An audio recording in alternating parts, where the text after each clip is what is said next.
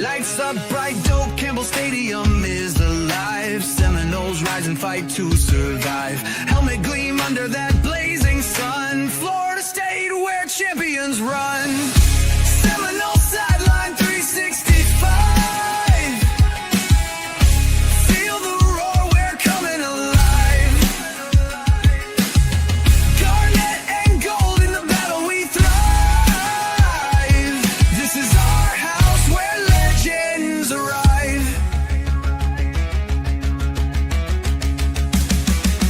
Turf torn up under Seminole feet. The war chant pounds to the heart's own beat. Chop through the noise like a storm in the sky. 2025, we reach for the high. Seminole sideline 365.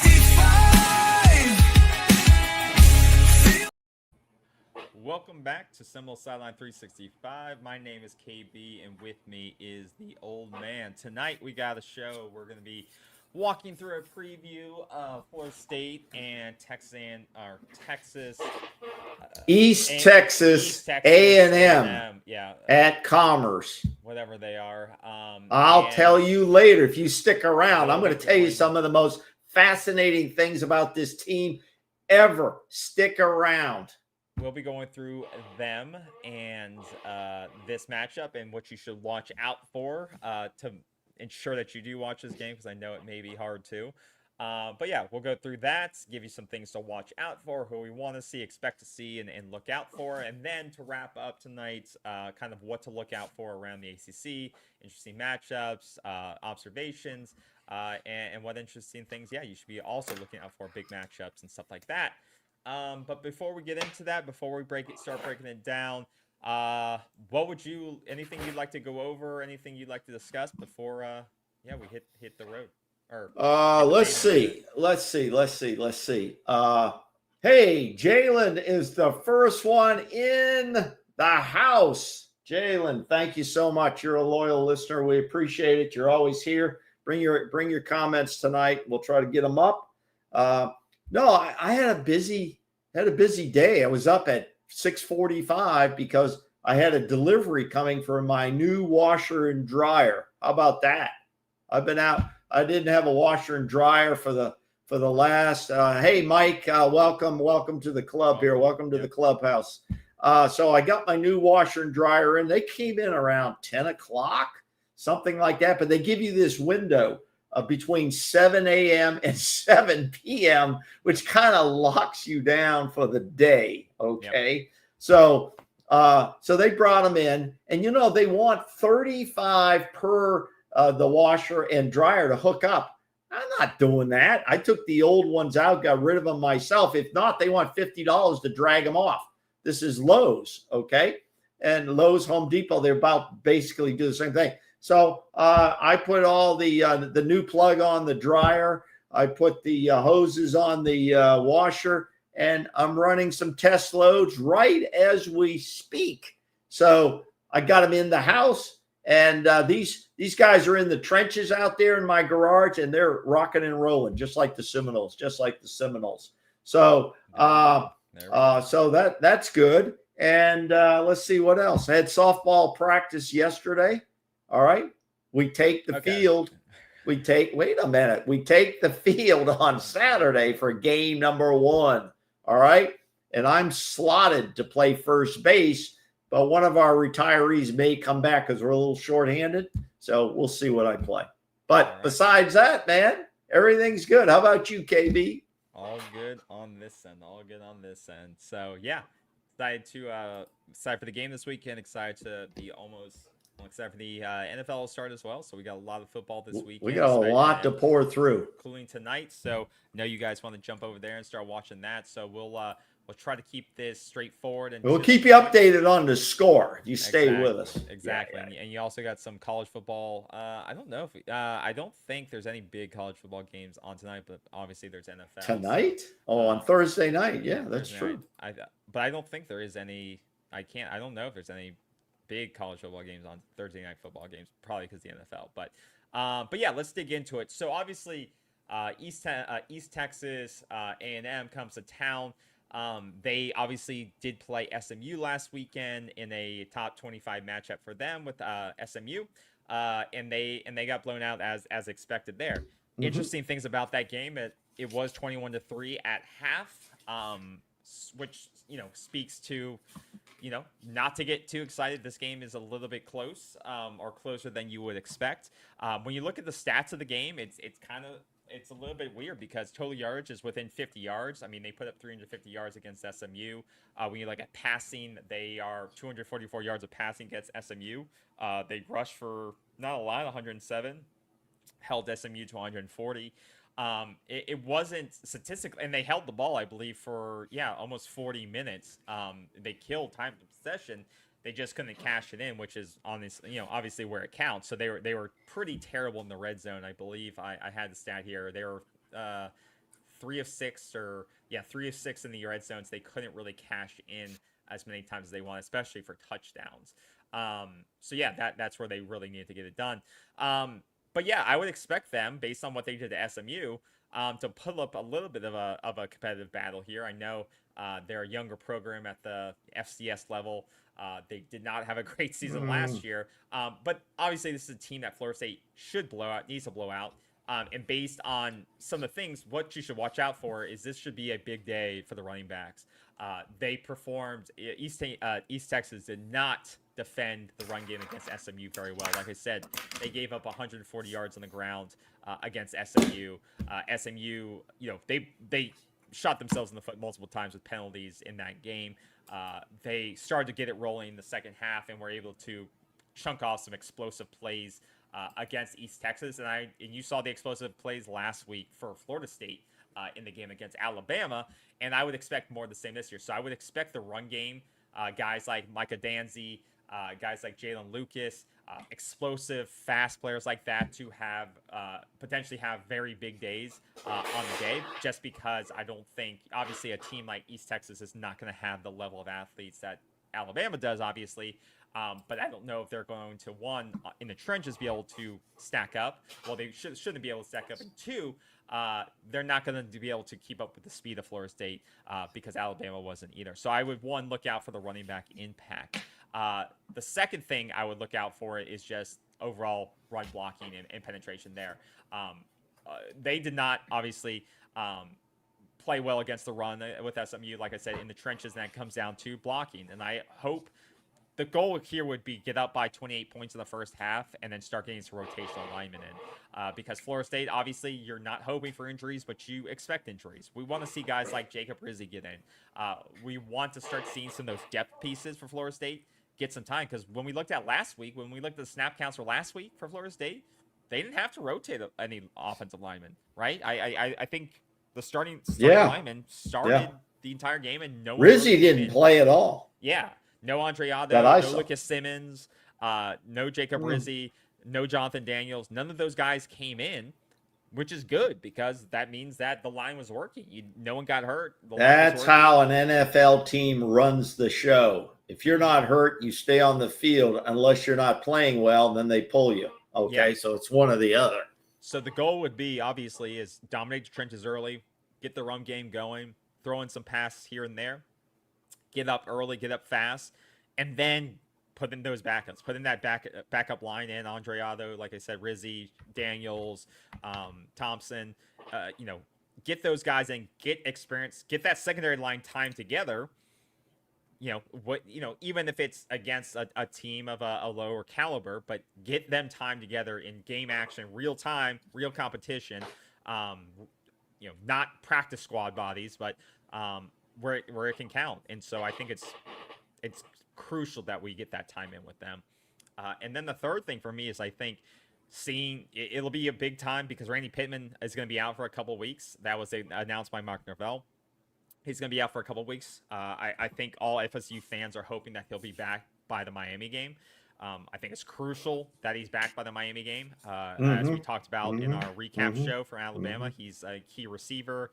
He's kind of the Swiss Army knife type. Right. That's why they don't need him the next 2 weeks. No, but this will be crucial to show, have Landon Thomas and Amari Williams, have they develop their blocking skills? Can they show that they can be trusted to be on the field in this style of offense? Yeah, Pittman devastated a linebacker in that Alabama game. He just knocked the hell out of the guy. Yep. So that's what I would be watching for, is how do Landon Thomas and Amari Williams, how are they utilized and how do they stack up? And where do their snap counts? How does that distribution look on Saturday? Does Landon Thomas get more snaps? Does Amari get more snaps? Do they split them? And who stands out? Yeah, yeah. So those are the three early things I'm looking for, especially on the offensive side. But that tight end group is one I really want to see, and how it balances out, and who stands out and who can be trusted moving forward. Okay. Yeah, that's a pretty good summary. On the offensive side, that is. Okay. And we're done with the Alabama game. That's in the win. That's in the win column. We're really done with that. Now we're looking at player performance here for Florida State and this next opponent. And I've learned a lot about this next opponent, my friend. So, as our old friend Lee Corso, hang on just a minute. I'll change it a little bit. Stand by just a minute here. East Texas A&M. Do you know their nickname? They're the Lions. They are the Lions. Where the hell are they? Most people don't know. They're 65 miles northeast of Dallas, my friend. Okay? So not so fast. They used to be called, until a couple of years ago, they were Texas A&M University at Commerce. Okay? At Commerce. So then, because of how fans were reacting and students and everything, they changed the name to East Texas. Now, they are in the Southland Conference. The Southland Conference. Most people have never heard of the Southland Conference, okay? And I bet you most fans can't even tell, without looking it up, can't tell us two teams that are in the Southland Conference. Can you, KB? Prairie View A&M and McNeese. McNeese is. I don't think Prairie View. Are they in there? Houston Christian. Houston Christian. There's also Nichols State. I think it's Nichols, or it used to be Nichols State. People have heard of them, obviously. Now, they are an FCS Division I AA. That's who they are. They're not FBS level. Okay, they're not. They're FCS. It's not FCS. That's what I said. I said it's just FCS. It's just well, that's not the research I came up with, my friend. All right, here's the deal, though. They've lost their last two games. The one you mentioned against SMU, where they got blown out, basically 42-13, and then the last game of last season, they lost 38-24 to Incarnate Word. Do you know where that is? No, you have no. I bet it's in Texas. But Incarnate Word is also in their conference. Now, my friend, here's what's going to happen on Saturday when we kick this off at noontime. We're going to kick their ass, and this shoe's going to go right up their butt, okay? Because the Noles are not going to let this cream puff, who's coming in here for a paycheck. They're coming in for a paycheck, and I get it, okay? I get it. That's what these FCS teams do. But they're going to get their ass kicked, okay? If the Seminoles come out and play like they did against Alabama, and I believe these coaches, these old school coaches we have, are going to be looking for who's playing, who's loafing, and who isn't. Yep. Okay? And these players, if you're listening out there, you better be aware that these coaches are going to watch and what's on the field and what goes on the tape. So you could lose your starting position very, very easily. Okay? Very, very easily. You could lose your position. Now, this is important. They only scored 13 points, okay, this past game. Their offense is not very good. They have a quarterback. No, wait a minute. Let me finish. Eric Rodriguez seems to be the starter. They did play another kid as well. Eric Rodriguez, the quarterback, was 14 of 30, 46% of his passes. He had one interception. He gave up 3 sacks. He had 191 yards, okay? But I have a feeling a lot of that was also in the second half when the game was out of control.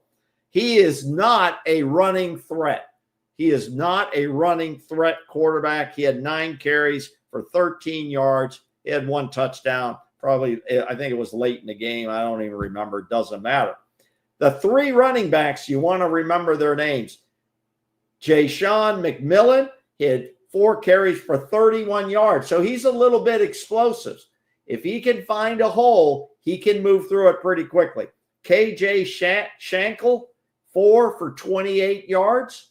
Okay. And you'll see EJ Oakmon, 9 of 24. He seemed to be the back that got the most carries, but he only had 24 yards. He had 3 catches, though. So we're going to have to keep an eye, a linebacker watching him when he's in the game because he can go out for a pass. So we need to watch that. Now, on the wide receiving, defensive backs, safeties, listen up. Devin Matthews. Devin Matthews is a guy we got to keep an eye on. He had 4 catches for 87 yards. So obviously he can spread out a little bit. He can stretch the field a little bit, but he can also move with the ball. So keep an eye on him. And Christian Jordan, 5 catches for 53 yards. We want to keep an eye on those guys, but I think we can do press man on them with the quality of the defensive backs and safeties that we have, and we should be fine. This quarterback, Eric Rodriguez, is not going to have a lot of time to throw the ball. Given what we saw against Alabama, our front 3 and perhaps one other linebacker who puts his hand in the dirt can probably keep enough pressure on him to ruin his entire game. That's very important to point out, okay? Here's what I want to tell you, and then I'll turn the mic back over to you. A very interesting coach. He hasn't done well. This is his first head coaching job, Clint Dosell, okay? Clint Dosell, first coaching job. He is an alumni of East Texas, and he played quarterback there. This guy has been around a lot of ball. He's 52 years old. He's played a lot of ball. He was a star Hall of Famer in the Arena Football League. Did you know that? He was a star, okay? And then here's something very interesting, KB. He went over and he coached. He was the head coach in Beijing of the China Arena Football League. Did you even know they had one? He was the head coach and won the championship there in 2016. So this guy has been around a lot of ball, but he's not doing well here with the Lions. In 2023, his first year when he was hired, 1-9 overall. In 24, he was 3-9 overall. He's 4-18 in his going into his 3rd year, and the Noles are not going to make it easy on him, and they're going to hand him another loss. How about that? I agree. No, I agree. And I think everything you said is correct. The players you pointed out is correct. This is all about if they can bring any ounce of pressure, this quarterback is going to struggle. If you look at the stats of the game, when he was blitzed, he was 40%. When SMU was able to generate pressure on the quarterback, it led to very bad things. And I think Florida State's going to be able to generate. They're going to eat him up. And I don't think we're going to have issues there. The only issues that could occur is when you start getting those backups in, does the same level of intensity, does the same level of pressure start to, does that stay consistent? And so that's what you want to ensure. And that's why you get those players in, you grade them on is does the level of performance drop and how do things occur? Because they obviously, it was interesting. We looked at the stats from the SMU game, and Ken Jennings, he played essentially the whole game for SMU, which I found interesting. He took, and that's, Ken Jennings took 65 snaps at quarterback for SMU. He played essentially the entire game. That guy is a beast, their quarterback. SMU has a very good quarterback. He's slippery, and he can throw the ball. He's kind of like Tommy Castellanos a little bit. He's a guy you have to keep an eye on. but that interests me. Like, why are they playing those players? Why is he playing the whole game for them? Stats. The only reason it would be is stats. He shouldn't have been in the game. He shouldn't have been in the game that late. Yeah, so that was interesting to me. Most of the other offensive players, they seemed to be rotating as much as they could outside of their center and stuff like that. But yeah, Kevin Jennings did, he did play the majority of the game. Their backup didn't get in, which was interesting to me. But I think the hopes of Florida State fans is that Tommy, he lights it up the first 2 quarters. You can get him out, get Brock in, get Kevin in. Let those younger guys get some meaningful snaps and running the offense, right? And make sure it can still operate, because you want to make sure Brock can operate this offense effectively. If Tommy were to go down for a quarter, or with anything, if he has to come out for a play, you want to make sure Brock can go in there and operate this offense.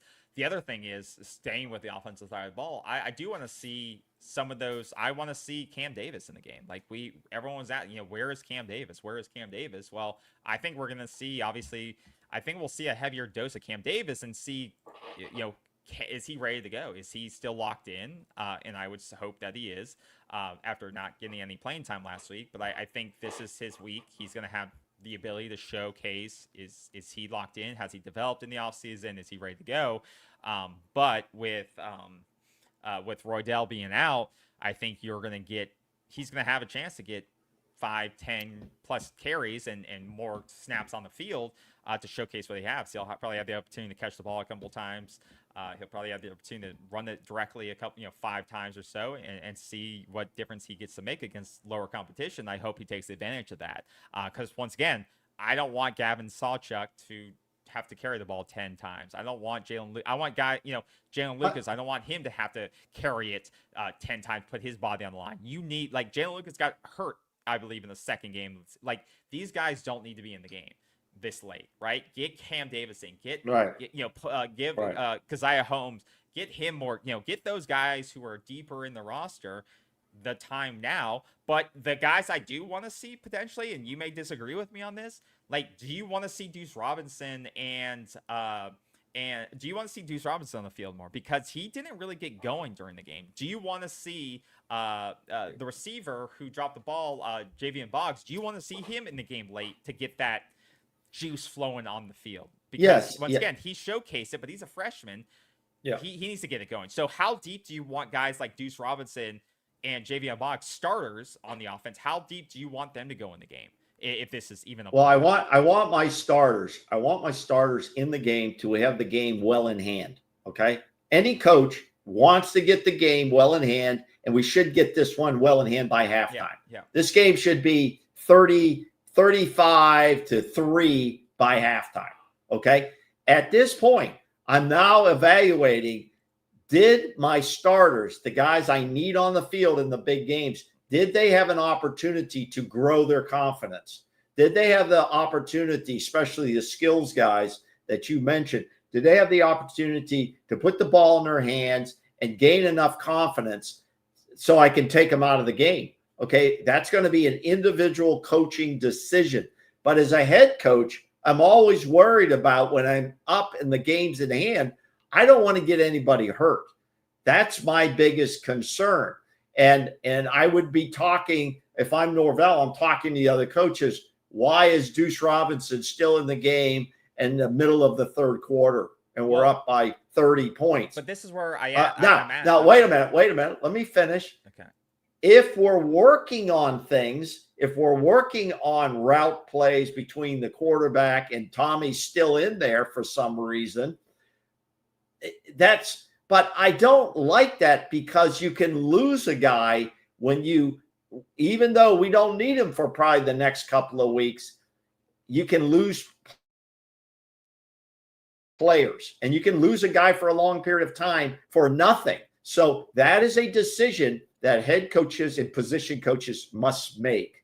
But I don't like leaving stars in the game too long when it's well in hand. See, well, you kind of walked around my question by saying, well, it's up to the coach. Well, ask me directly then. Ask me directly. I was asking you directly. What would you do? That's what I didn't say. I just told you what I would do. I just said the coach. It's up to the coach. It's up to the coach. No. I said if I'm the coach, I would if the game's in hand, I take them out Okay, and I explain to them. I disagree. said, if the player hasn't gained enough confidence, even though the game's well in hand, then I might leave him in for Deuce Robinson isn't a star yet. He had You're no right. material impact on the You're game right. outside of blocking. He blocked. Neither did Squirrel White. Squirrel White No, had one play. He had one of the biggest plays of the game. Okay, he had a but he had 40-yard one that play. down to the goal line. He had one play. Okay. And that's all. So we only had nobody, 5 passing plays the entire game. So he had one of the biggest plays of the game on the passing side. Okay, relax. But relax. It's for guys like Deuce Robinson and but you have to balance between need and risk. There's what is the need, what is the risk.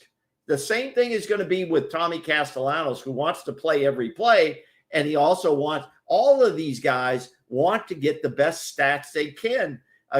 But as a coach, I'm telling you, no scouts are watching what you really do against these teams, unless you do horrible things, unless you're dropping passes. Doesn't matter who you're playing. You could be playing Incarnate Word, and if you're dropping balls right in your hands, that's not good.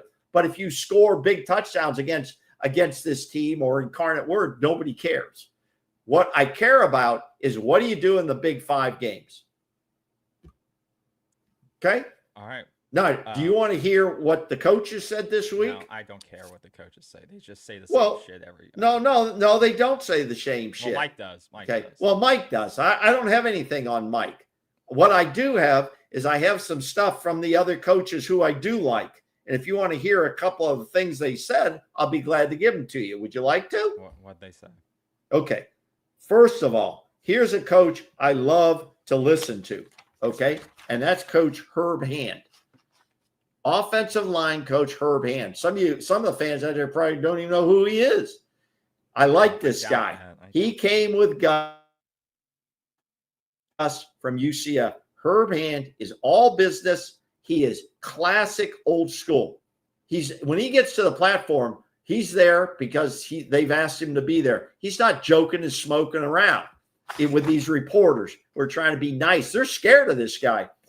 You ask him a question, he gives you a good answer, okay? He said against Alabama, we played good enough to win, but we got a lot of stuff to clean up, okay? He was very complimentary of his line, but he said, we can do much better than what I saw against Alabama. But I'm pleased with what I saw, but we can do much better. He loves Luke Pettibone, his center. He loves this guy. And Pettibone got recognition, didn't he? ACC Player of the Week, or he really got called out this week for some significant honors. Okay, and that was in ACC highlights, reels, and everything else. He is a veteran guy who is in charge out there on the field. That's very important. Herb Hand said, when they're out there on the field, it's up to Luke to make all the right calls. And he said some very interesting things. He says his center always must ID the situation. He must identify what's going on in front of him and then make the right call. And Herb Hand said, I don't expect him to make every right call, but I expect him to make a decision and make a call and live with it. Meaning, is a linebacker coming in, or is this defensive end needs to get blocked? So when you see the center pointing out things, that's what he's trying to do.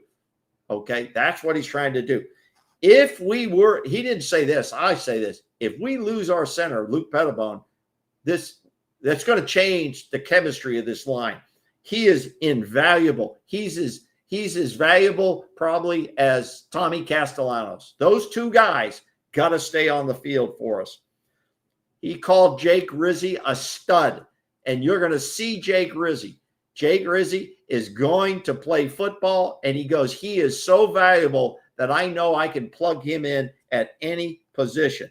We are not playing the opponent, Coach Hand said. We are playing ourselves. Okay, that's kind of, something people say. But he is setting them to a standard. And if you don't meet the standard, you're not going to be on the field. That's pretty much what he's saying. And I love that. I love that. All right. So I thought his interview was always fascinating. and he tells it like it is. Gus Malzahn, I watched his presser on yesterday. He was complimentary of his offense, but he also said there's a lot of work to do, and he knows he's got to motivate the players. He thought we did a pretty good job.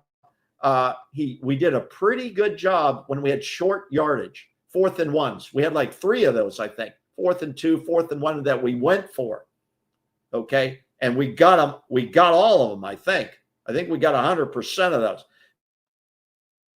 So he said that Norvell's decision gave the offense, and especially the offensive line, a lot of confidence by doing that. All right. By doing that. He also was very impressed with Luke Petitbon, the center, very much so. And he was complimentary of the wide receivers and the blocking they're doing.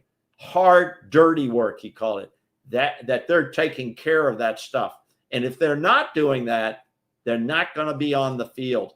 I love this. If you're not doing it and we see you're not doing it, or you're loafing, or you're taking a play off, you're not going to be on the field. That's classic old school.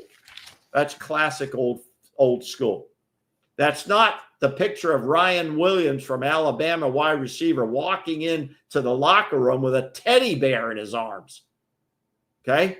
And the Alabama fans not happy with that. Not happy. They think it's too soft up there. Too soft. These guys aren't soft. That brings me to the last coach I watched, Tony White.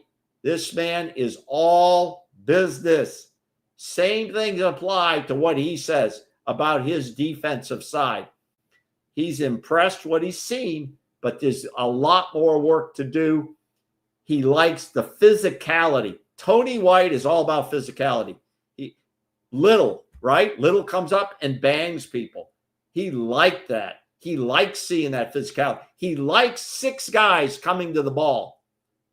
Not one guy just loafing up. He didn't name the guy, but he said, one guy, we need to get 2 more guys. I know who they are to a play. They got there late. Okay.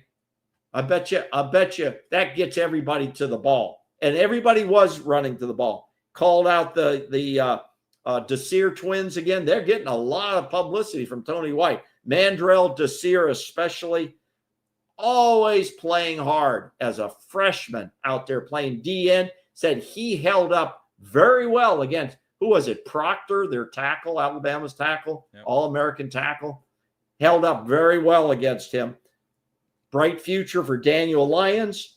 And he said, a great job by our scout teams, the scout teams that were playing as Alabama during the week. Great job by those that really helped his defense. I love listening to those guys. Mike Norvell's, is pretty much word salad, very soft stuff. And, but I do listen to these guys. So that's where we are. The team that they expect this team to come out and really hammer East Texas. Yeah, they should. And if they don't, there's going to be hell to be paid. There's going to be hell to be paid. It's just, these guys are not screwing around because they know what's on the schedule down the road. Yep. The next 2 weeks, the next 2 to 3 weeks with the bye is a development, training, and so on. But you got to do it on the field. You got to do it on the field. Okay. Absolutely. And for me, it's just really preparation for the backups too. It's just to see. I agree. I would love to see the second half filled with the backups because we're going to need quality backups in these It's not just games. seeing them. It's what do they do? Are they prepared? Are they developed? Can they make plays? Does the performance drop? Like the performance should not drop when you're playing against these types. It should not drop. It should stay the same. So guys like Shamar and Donnie and Shaheem and Charles Lester and guys like we haven't even seen yet, Kai Bates. We don't. Who's our backup center? Who's our backup center? Nobody even knows. Sandman Thompson. Sandman and Herb Hand. Herb Hand said he's coming along very well. I think he's going to see some action if things go our way. Yeah, so exactly. I would expect to see him. Obviously Andre Otto again, like we saw last year. Lucas Simmons hopefully gets Lucas some more Simmons, time. Jonathan right? Daniels. Right. But on the defensive side, I would expect you to see AJ, the walk on at the linebacker spot. You're going to probably see a lot of Mandrell and his brother. Continue to see those guys get even more snaps this time around. But yeah, I want to see those guys. I want to see them put on a performance and continue to fight like they're playing Alabama for all 4 quarters. I don't want to see them come in and give up plays and give up touchdowns, give up points. If they do, then that should be concerning to the staff, because that shows to opponents that you can't go deep into your roster. You can't go deep into your depth chart, and that come 4th quarter, if we can push Florida State around and they're tired, then they're not going to be able to go deep with the receivers or their linebackers or defensive backs. And so we don't want to show that weakness on tape. We want to show that we can go three deep at various positions, and that there are no worries, and that and we also want to show recruits that true freshmen can come on, be developed, and start making plays against anybody, even if it is an FCS school. But they're going to get playing time, and I want to show that. I want to see these kids make plays. I don't care who it is. So yeah, that would be the goal. And let's see them get the chance. It's up to the first team offense to blow the brakes off, so these guys can get in. That's the first team's job. Blow the brakes off early and get these guys in, so you can. Let's be honest here. Let's be honest. These guys are coming in like most FCS schools, and they're getting a paycheck that really helps their athletic programs. Okay, and I understand that. And I understand that. And you know what? I want to say I almost applaud them for doing it. Okay. And they're under no pressure to come in here and expect to win the game. But we've been down this road before with Jacksonville State. I don't think they're in the league of a Jacksonville State. But I applaud them for coming in here. These are a lot of Texas football players.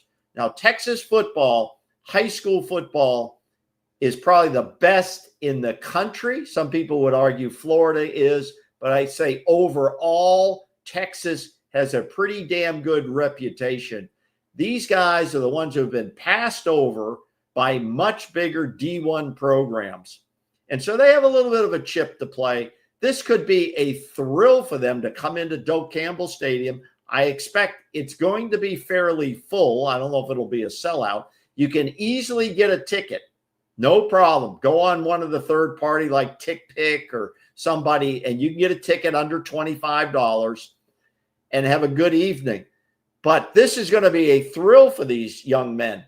And if they can keep this game close or competitive, which I don't feel they're going to, I don't feel they're going to be able to do it. But if they could, they're going to go out of here with a good feeling. And I'll tell you what, someone who's not going to have a good feeling is our coaching staff.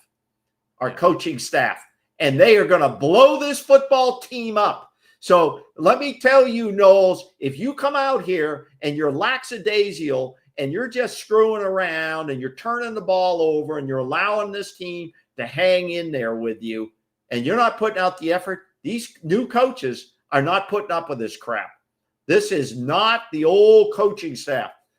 You're here to prepare for the next level, the NFL. You're here to win football games, and you're not here to allow this team to embarrass you after what you did last week.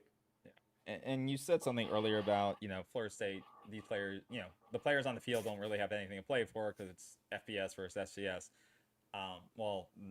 The East Texas guys absolutely have something. There's no NFL scouts. No, I mean, if a guy in East Texas A&M can show that they can play and they can, make a play on a guy on Florida State's level, if they can make a tackle, they can make him sack, they can make a big catch. That's how guys like Jared Verse get seen. Those are how guys make highlights for themselves. Whether it be NFL scouts, whether it gets them a scholarship offer at the FBS level, they come into these games knowing, well, the school's going to get paid, but also this is how I make my team. Exactly. So they have these guys are excited to play this game because they know this is how they get seen. This is their moment to be seen. That's why they want to play SMUs. Even if they don't, honestly, they could care less about the final score, but they know this is how they get to highlight themselves, and this is their moment to show off that all their work in the off season, because they're not going to have this chance to play other schools like this and be on ESPN and show off. So I totally agree with you. You can't take these schools softly because they have nothing to lose and everything to gain. And you know, another thing, KB, we're going to be able to work on certain things. Okay. You know, I think it was Jalen or Mike. They were talking earlier about, you know, about things to work on. This is a live scrimmage, basically, or a game. It's a game, but you're getting to you're getting to play against an opponent you don't know. You don't know what they're going to run, and it's a time to tweak, as Jalen says, tweak the pass defense or our tackling or our assignments, you know, to see if we've gotten better through the week at this point. That, you know, I think that's an important comment. Also, you know, can we work on our punt returns? There should be a lot of punts. We should be forcing a lot of punts in this game. So if Jalen Lucas is back there, he's going to get a lot of opportunities, right? Yep. He should get, I don't know, 4 or 5, maybe 6 opportunities. At least, yeah. Yeah, least. I would suspect that. You know, so it's an opportunity to really develop your team if you do it properly. Because as Herb Hand again said, we're playing against a standard. We're playing against our standard. This is what we expect. We don't care who the opponent is. It could be Miami. It could be Alabama. It could be East Texas. If we meet our standard, we'll come out of the game just fine. So I like that. And they're going to hold these guys to it. If not, like I said, a guy could lose his job. Ask Shaheen Brown how things are going. You know, we'll see if he's mentally in the game. We're going to see if Cam is still in the game. You know, do they still want it here or are they checked out? I think that's going to be very, very interesting, KB. Yep. So yeah, we're both picking Florida State. I think it's going to be probably a similar score to the SMU game. I think the defense is going to have a big day. Hopefully they create some turnovers like SMU did, turn those turnovers into points and just have a dominating day. So I would say 42-10, 42-21, something around there. It'll be interesting to see how the performance ebbs. What is the spread right now? Do you know? I don't see a spread on ESPN. So I don't either. I looked it up and they said check. Yeah, what's it going to be? 35 points, probably. I thought it was around. It was around. Yeah, 35. I think it'll be in the 30s, 32-38, something like that. Yeah. You know. I'll see if I can find it somewhere else, but yeah, okay. I'm gonna pick a similar score to the SMU game, 41-13, something like a 35-point spread, something like that. Yeah, and most importantly, I hope we obviously get out with the win. I hope it's not close, and I hope we don't get out with any major injuries. That is important because this team does not have a lot of room for losing starters. No. Okay. And as soon as I can get Pettibone out of the game, I want him out of the game. As soon as I can get Tommy out of the game, I want him out of the game. Yeah. Those are the who are the top 3 guys you want out of the game as quickly as possible? I just named 2 of them probably. I want Tommy, probably Tommy. You got to go with Luke. Yeah, probably Luke Pettibone, your center. You got to go with those 2 guys. I want to get Darryl out on defense, right? Yeah. I mean, and probably one of the linebackers. We can't afford to lose any of those. Yeah, there's probably 2 or 3 guys, and probably Earl Little. I mean, Earl Little. Yeah, you want to get these guys out, and so it'll be very interesting to see the flow of the game. I expect in the first quarter we should have at least 2 touchdowns, at least 2, maybe 3. Yeah. Okay. And then maybe a couple more in the second quarter. And then we're going to be up by 30 some. And then we should open the gates, get another quarterback in there in the second half and start developing other guys. Right. Yeah. That's how I'd like to see the game go. It's not going to be boring to me because I want to see other kids play. Yeah. So that'll be very, very interesting. Yep. What else you got on the game? That's it. That's all I got on the game. No, I don't see any betting odds posted yet, so that'll be TBD, I guess. Okay. Well, the ACC had a very big weekend, okay? They had 5 days over Labor Day of ACC teams in action. And that's the first time ever, I believe. They were all non-conference battles, And let me give you a few highlights. I'm going to go through these quickly. If you got something, please stop me. All right. The big one, obviously, Florida State downs Alabama. Alabama was ranked number 8th, and now we're ranked number 14th because we were able to take them down. Tommy Castellanos, 152 yards, 78 yards on the rush. He had a great night. He's obviously a significant highlight for the ACC. They're loving this guy now. He's really brought a lot of attention. And I saw the viewership. The viewership for the game was immense. So the TV networks took note of that. And also the SEC and the Big Ten took note of that. Okay. Florida State's a big brand name. They're not going to be in the ACC 2 or 3 seasons from now. I'm telling you. They've got to get out of the ACC. I'm not letting up on that. Miami, Notre Dame. Miami wins a close one, 27-24. Carson Beck played well enough to win the game. I don't see Carson Beck as one of the top quarterbacks to be drafted, but, he looks ordinary to me. Some people questioning his arm strength from the injuries, but he's still a good quarterback, and he can beat you. And we're going to get to see him in a few weeks. So we'll keep an eye on him. Clemson loses a close one, 17-10 to LSU. Number 9 LSU. Clemson came in at number 4. They lose by 7. And, that was a good football game. Excuse me. Syracuse gets smothered by Tennessee. Not close, 45-26. Pittsburgh downs Duquesne, a cupcake, 61-9. There's nothing you can tell about Pittsburgh there, running it up against them. Virginia Tech didn't look that good. I didn't think Drones looked that good at quarterback. They lost 24-11 to South Carolina. It was close for a while.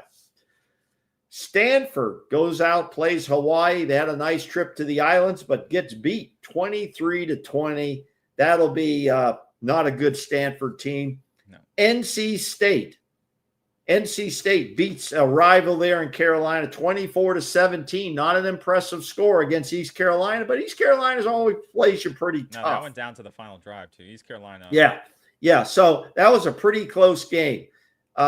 Duke blows out Elon down the road from them, 45-17. Can't tell much there. Okay. Am I on mute? Wait. Am I mute? No. CJ Bailey. I want to say CJ Bailey for North Carolina looks like a top 3 quarterback in the ACC, top 3 or 4. For who? For NC State. So that's just something to watch there. I will say. Okay. And Mensa at Duke they played Elon, but he's going to be a good quarterback too. So that'll be interesting. But we don't play Duke. But NC State towards the end of the season, like we pointed out in the previous show, CJ Bailey's a good quarterback. I don't know. Obviously. How do you know he's a good quarterback? Because I've seen him play. You watch him play, and he can make all the throws. He can make the throws. Is this his first year there at NC State? No, it's not his first year there. He's a good quarterback. So is he the guy that beat us that one year just running the ball? No. Who was that? He's only been there a year. Okay. I'm thinking about somebody else. Wake Forest squeaks by Kennesaw State. And we said Wake Forest is going to be terrible this year. They're just a total rebuild. Well, that's what led me to my previous comments about Bill Belichick, which I'll get to. Georgia Tech slides by Coach Prime and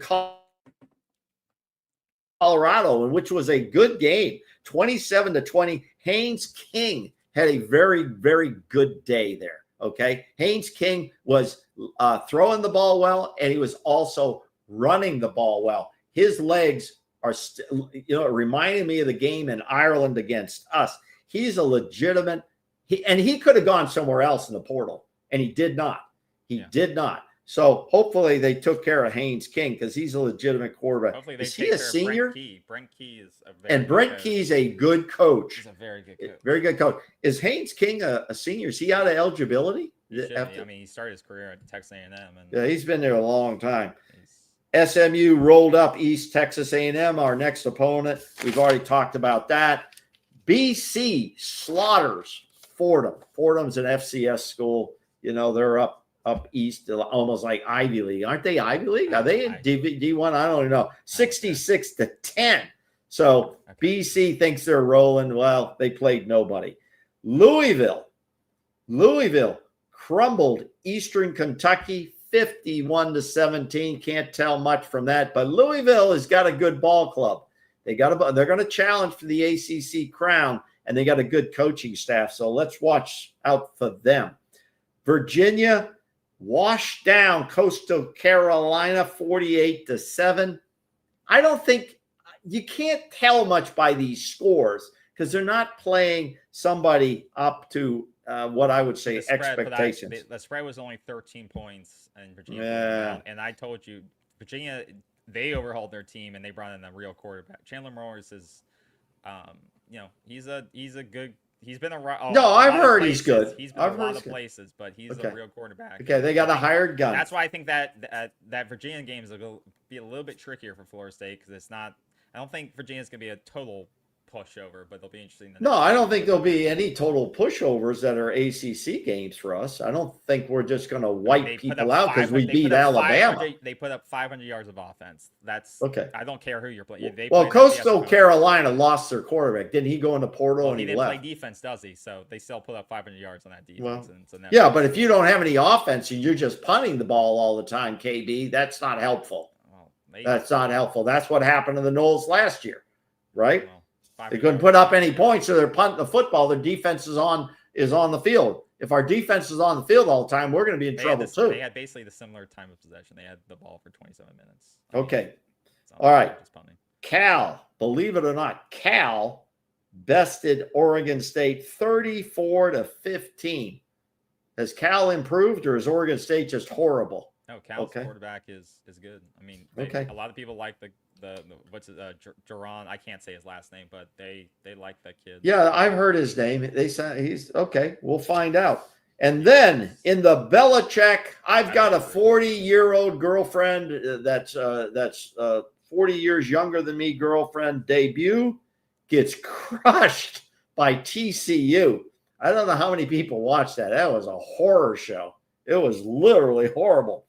They got crushed 48-14 at home at Chapel Hill. The fans started leaving in the middle of the third quarter. It got so bad that Kirk Herbstreit, and ESPN made this a big deal. It was all about Bill Belichick the whole night.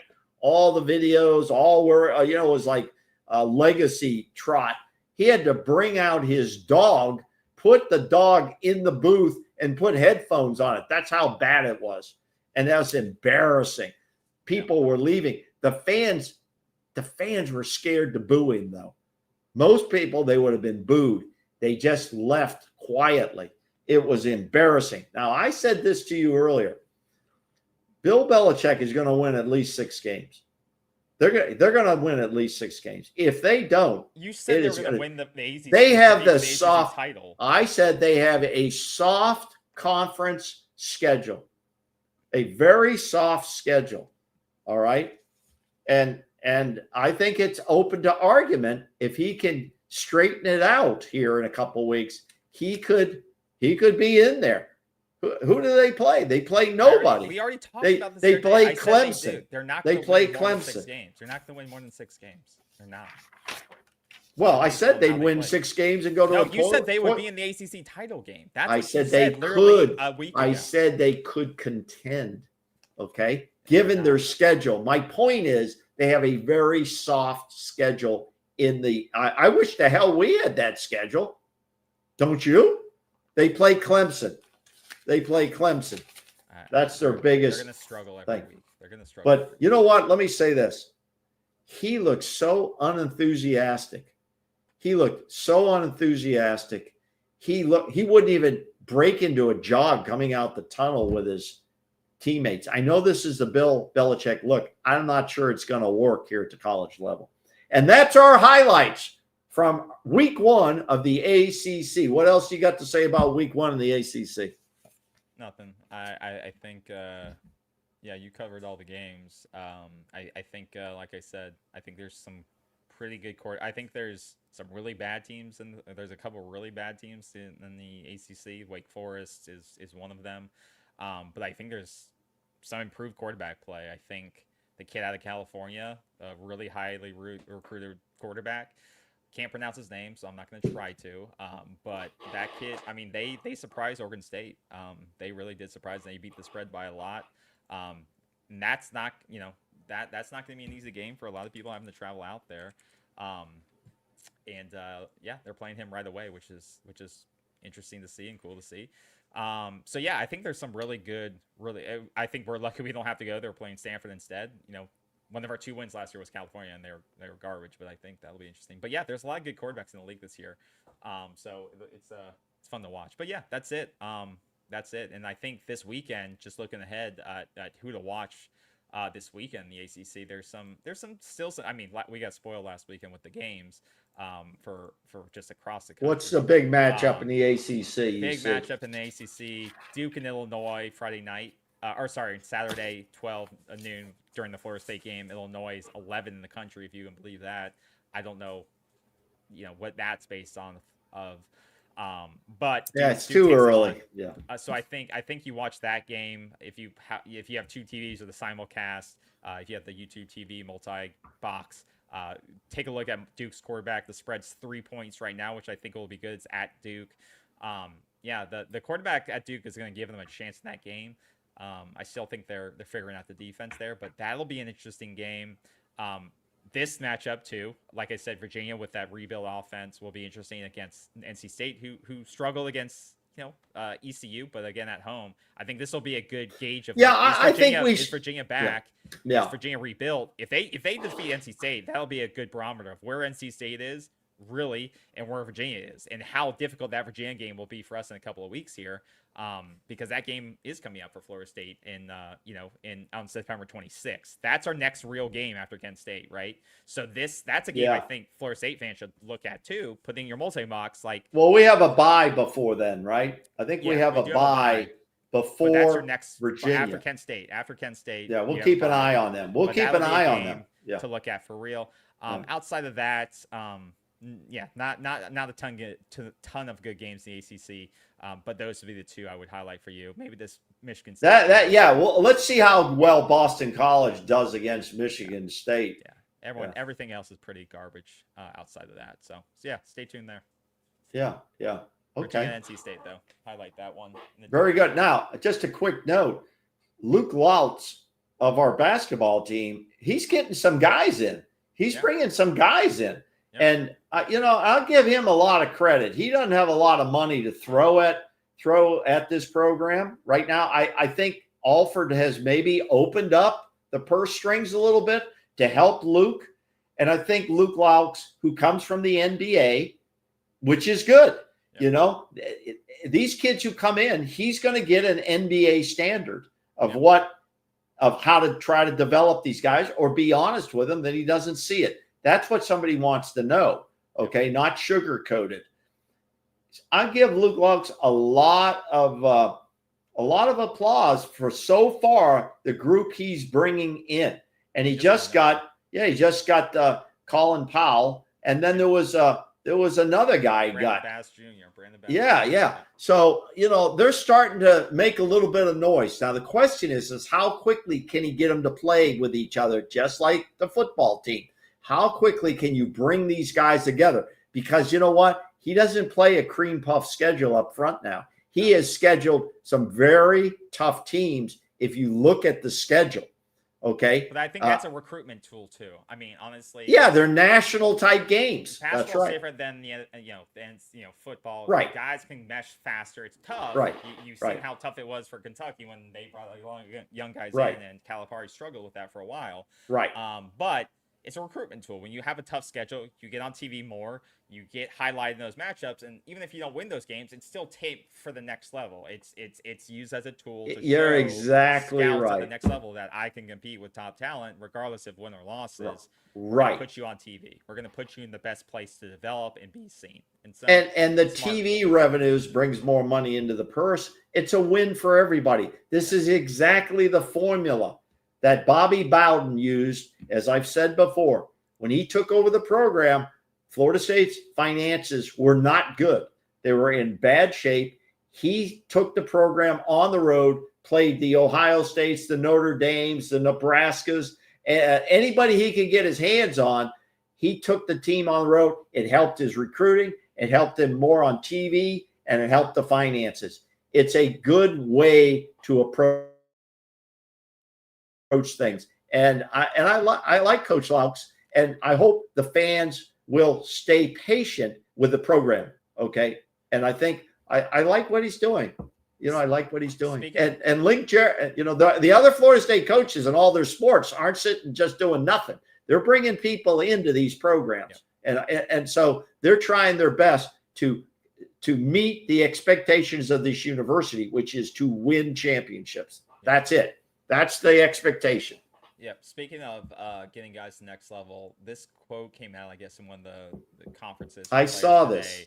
and people had mixed reactions to that. So if you guys haven't heard it, Micah Danzy said that Coach Yak told him specifically to be patient and that they are trying to get Deuce and Squirrel to the NFL so that next year can be Micah Danzy's year. And his quote was, "We want to get them to the NFL as fast as we can.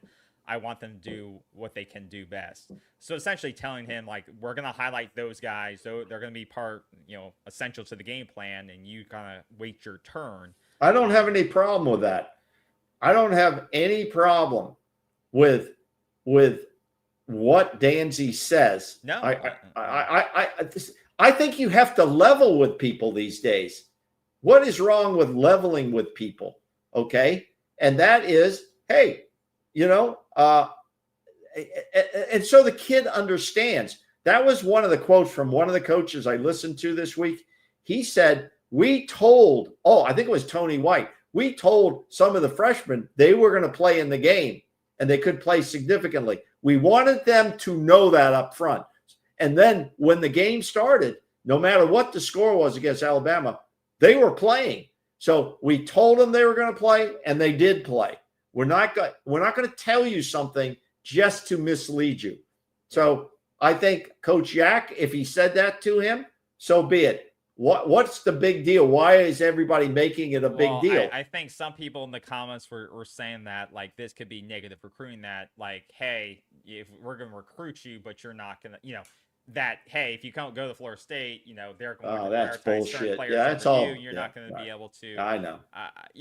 But he should. He got before and he said something maybe he regrets. But you know what? I personally, what did Drew Rutherford say?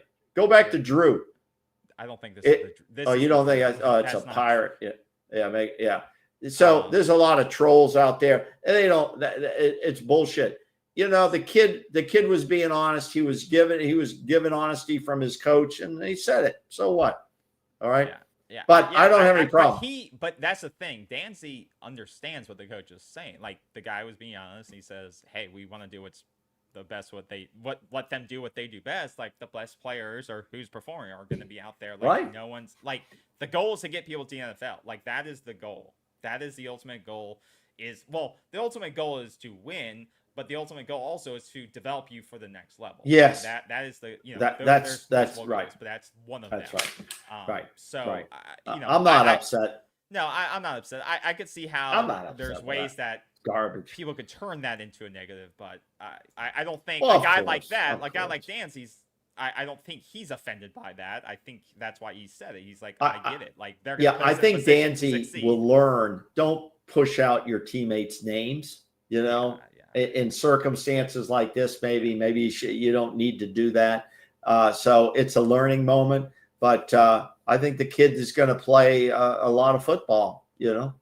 So because, like, when you say tell a kid in this era of NIL and transfer portal to be patient, like, that's it's tough because any kid can leave at any time, essentially. Including Danzy. I mean, anybody. Yeah, exactly, and that's why that's how they could negatively recruit. Hey, you don't want to be patient? Come here. Well, yeah. I mean, as a fan, you can't get married to any of these players anymore because they'll disappoint you. If somebody has a great season, they're going to try to leverage it for a money bag. And some of them will. Some of them will. Portal, it's been confirmed that the oversight committee voted in favor of the one-time portal now. So we're going away from the two portals, the winter and the spring one. It's just going to be 10 days starting on January 2nd. So there's no more spring portal for 30 days. It's going to be one 10-day portal. So so they voted to support. Does that mean it's in concrete, I guess? Voted in favor of, yeah. So it sounds like, yeah. Okay. Yeah. These guys, yeah. Narcos, he is pretty credible. Okay. So there'll be one window. So per Dellinger, the vote requires approval from the administration committee by October 1st to make this effect this year. Okay. So they'll have October. They have to vote by October 1st, and then that would impact this upcoming year. You know what's bad about that, though, KB? Look at the dates starting January 2nd. How many teams are in playoffs still? Well, so if you're in playoffs, okay, then they get like a 10-day extension. Right. From when they end their season, so it like opens up for them after that date. But that was the complaint before, is that the current one opens on the 20th, so they already can lose out on players then too. Like that, well, their coaches have to double team in December versus now it would start at least on January 2nd when it would open. Yeah, so personally, I would have waited till the playoffs are over, then do your window, then do your 10-day window. Yeah. Just have it one way instead of all making it complex. Yeah, I agree. I don't know why they don't just wait till after the playoffs. I don't know why a couple more days or a week is a big deal. I don't either. But I do think getting rid of the fall or the spring one is good, because people said, well, yeah, they'll go through the practices, they'll go through that, learn the playbook, and then they'll figure out where they are on the depth chart and then leave. Which is garbage. So I think getting rid of that secondary window is good. Well, I think there should only be one window, and I think that's smart. Let's just say this right now: the Florida State off-field recruiting and development staff and general manager has to be working his ass off, because he is going to have to fill a lot of positions at the end of this season. And I'm not going to go through all the positions, but it will be a bulk of the offensive unit. Okay. A bulk of that unit will have to be rebuilt. So it's going to be crazy. It's going to be crazy. Yeah, it is going to be crazy. So yeah, so that was some interesting news, but I do think this is the right move, at least for college football. But until Florida State gets that foundation rebuilt, and I think if they can continue to build this recruiting class the right way, it'll be a good foundation. But yeah, until they kind of rebuild that foundational through through high school ranks and rebuild that and be able to just selectively go through the portal, it's going to be a lot of well, when you have a league and you have rules of free agency, that's what it becomes. No, it doesn't. No, you don't want to be grabbing 30 guys a year. That's not how. No, I didn't say that's the way you want to do it, but I'm saying it's possible. If this Florida State team continues the way they did in week 1, they could have a super season. They really could. And we will have said they flipped the roster and it produced that. That was one of the results. So, but it's not sustainable. It's not a sustainable model. It's called one and done. You get everybody for a year, and then you have to. No, it's tough, because you have to hit on what? How many? When you bring in 30 guys, how many do you have to hit on? 50%. You get 15 good guys out of that. I mean, you need what, 80%? Because you're bringing it. The reason you go to the portal is because you need guys to make an impact. You need to hit on at least 75% to 80%. 75% of those guys, and most of them have to come in starting roles, right? You don't bring a guy in to bring him in as a backup. No. Rizzi's kind of played that role. Hopefully, he's gonna have to step into a role, because these guys, it would be the odds are against 5 offensive line starters going the whole way. And that's why when you rely on the portal, your hit rate has to be higher than teams that don't have to rely on it when they can be selective. Like they can be more selective and your hit rate can be lower, or they can focus more of the resource on, and that's where your budget, if you have a 50 million budget and you can focus it on 10 players versus 30 players, you can land, your land rate, your hit rate's going to be a lot higher too, because, you can afford to throw more money at 5. And as you said earlier too, it should provide motivation for every player on every team at every level, that you can put enough stuff out there on tape and gain a reputation as someone will take a chance on you. Jared Verse, Albany State. Okay. Yeah. I mean, there's guys out there.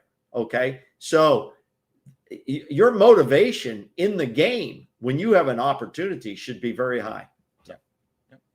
Okay. All right. That's all I have, I believe. Anything? 12 o'clock noon kickoff. 12 o'clock, which sucks.